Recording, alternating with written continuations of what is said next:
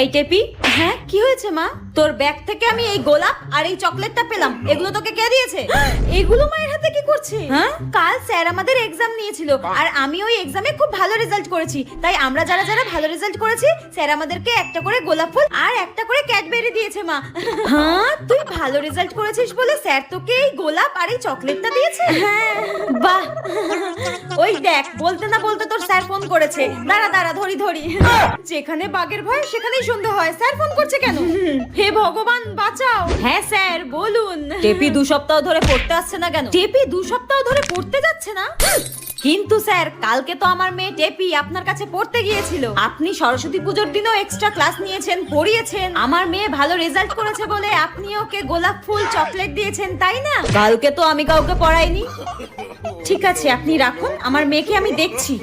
টেপি তুই আজকে শেষ আমার হাতে, তোকে আজকে আমি